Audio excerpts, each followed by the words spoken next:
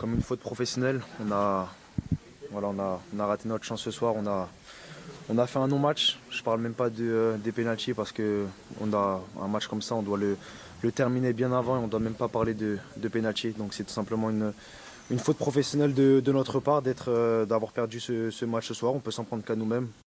Ce sont donc les mots des Marseillais, on les reprend, ceux de Valentin Rongier, capitaine hier soir, et de Matteo Guendouzi, qui parlent de grosses fautes professionnelles pour l'OM. Est-ce que vous êtes d'accord avec les Marseillais, les joueurs qui ont eu des mots forts? Oui pour Swan, forcément pour Dominique, non pour Camille, plutôt oui pour Raphaël, non pour Djibril. Comment dire autre chose? Je vous garde sur le côté Djibril.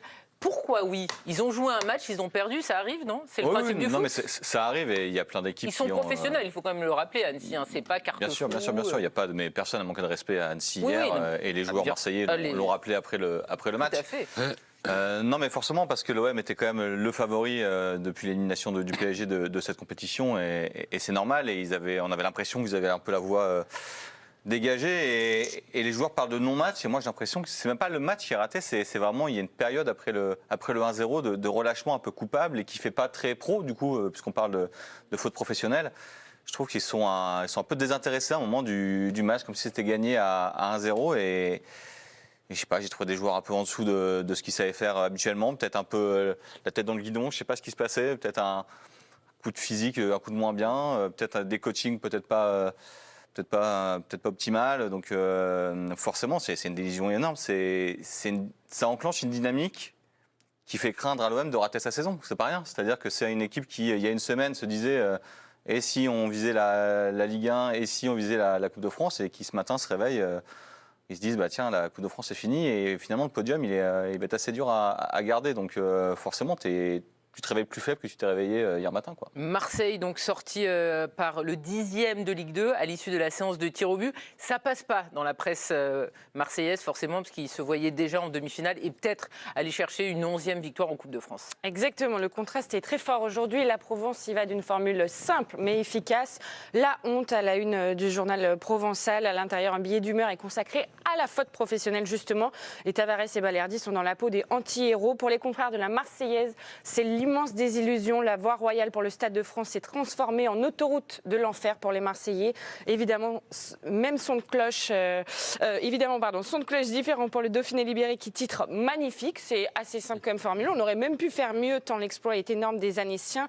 Le FCA au paradis grâce à la révolte menée par Saï, meilleur buteur de Ligue 2 depuis la reprise du championnat pour les Annéciens. En tout cas, c'était l'occasion de faire un petit clin d'œil au PSG et à Kylian Mbappé. Une histoire de boulot plutôt bien fait.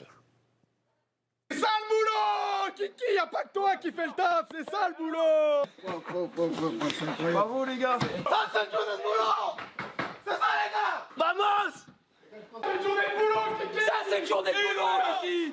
Attention, pas de boulot. Marseille qui avait sorti Rennes et le PSG au tour précédent. Swan, il faut quand même rappeler que Marseille était évidemment favori parce que c'était un 10e de Ligue 2, mais une Ligue 2 qui tape une Ligue 1, ça arrive quasiment chaque année. C'est le fait d'avoir réussi à sortir le PSG qui rend ce match, pas perdu d'ailleurs, cette élimination comme une faute professionnelle. C'est le fait d'avoir sorti Paris avant ? Je pense qu'il y a plusieurs choses. La première, c'est que évidemment le fait d'avoir sorti le PSG et Rennes avant, donc en gros d'avoir un peu écrémé la compétition de grosses équipes et du grandissime favori, ça rend la déception intense parce que forcément, par rapport aux équipes qui restent, il y avait Lyon, mais l'OM faisait figure de favori. Ça me semble assez évident. Mais je crois que la honte, comme le disait, c'était la Provence qui le disait, le souci, c'est que ce qui s'est passé hier, finalement, ça rentre un petit peu dans l'ADN récent de l'OM. C'est-à-dire qu'on se dit, le PSG truste toutes les compétitions depuis l'RQSI, mais finalement, l'OM, quand on regarde les dernières éliminations en Coupe de France ou quand il y a des opportunités de gagner des titres,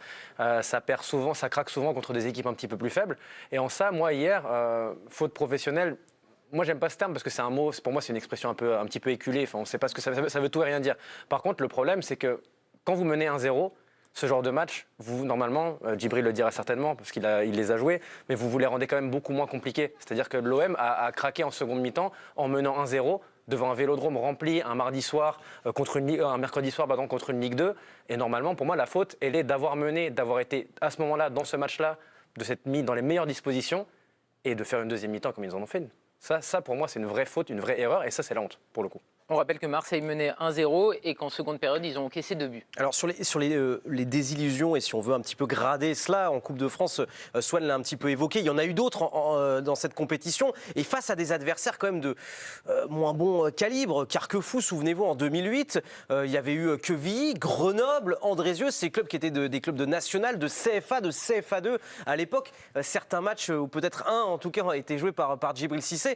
Là, c'était face à une équipe de 2e division, et vous l'avez rappelé, Karine, finalement, dans ces désillusions, il y a eu des fois, et souvent même, le club de Ligue 2, le club de D2 élimine le club de Ligue 1. Djibril, est-ce que ça vous a surpris que des joueurs parlent de faute professionnelle? Souvent, c'est un terme que les journalistes emploient, alors qu'une faute professionnelle, a priori, c'est vous arrivez en retard à l'entraînement, vous mettez un coup de poing à un autre joueur ou je ne sais quoi. Est-ce que vous avez été surpris que Valentin Rongier et Matteo Guendouzi emploient ces mots? C'est pas une critique, mais est-ce que ça vous a surpris? Ouais, moi, c'est le terme qui me va pas. Ils ont raté leur match, ils n'ont pas su tuer le match quand il fallait le tuer. À 1-0, normalement, il faut enchaîner 2 et 3, et puis voilà, on n'en parle plus. Mais de là à dire faute professionnelle, oui, c'est ça. Voilà, arriver en retard, faute professionnelle. De pas venir, panne de réveil, faute professionnelle. Mais Annecy est venu. C'est pas une équipe de DH non plus. C'est une belle équipe. 10e de Ligue 2. Marseille n'a pas su tuer le match quand il fallait. Après, ils ont couru après le score, ils ont eu une belle réaction, ils ont égalisé par un petit jeune. Après, c'est les pénaltys, voilà, c'est Attention. C'est pas la loterie, c'est pas de la loterie parce que faites attention, les gardiens travaillent beaucoup et ils ont maintenant leur façon de faire pour arrêter beaucoup de pénaltys. Et puis on dit qu'un pénalty bien tiré n'est jamais arrêté aussi. Exactement. Voilà. Mais c'est le terme faute professionnelle, ça me dérange. Après, oui, ils ont pas su tuer le match quand il fallait. Dominique, les Marseillais et nous, on les voyait qualifiés en demi-finale à partir du moment où ils avaient été au rendez-vous dans cette Coupe de France et qu'ils affrontaient un adversaire plus faible. Devant votre télé, qu'est-ce que vous vous êtes dit? Vous vous êtes dit les mêmes mots que Rongier et Guendouzi? C'est une faute professionnelle? Non, je ne dirais pas que c'est une faute professionnelle. On ne peut pas qualifier une défaite, une élimination par une faute professionnelle. Et je rejoins l'histoire du foot? Complètement Gilles, c'est l'histoire du foot. Non. Rendre hommage à Samuel Olivier. Bien sûr. Il faut rappeler que Samuel Olivier, hier, qui était à la place de Pierre Maturana, et qui est un grand amoureux de la Ligue 2, nous avait dit Grenoble va le faire. Et on lui avait dit non. Et ben voilà, Samuel Olivier, il savait à quel point la Ligue 2 était relevée. Bravo, Annecy. Voilà, Annecy. Pas Grenoble, Annecy. Vous avez dit quoi, Grenoble? Ah, Grenoble, eux, ils ont été éliminés. Pardon. Pas trop enfin, Grenoble, c'est de la Ligue 2, on aime la Ligue 2. C'était pas trop loin quand même. Donc rendre hommage à Samuel, rendre hommage à cette équipe de Laurent Guyot, qui fut, Djibril, tu as dû l'affronter, un excellent défenseur avec le FC Nantes, et qui est un très bon entraîneur. Rendre hommage à cette équipe savoyarde qui a un budget très faible.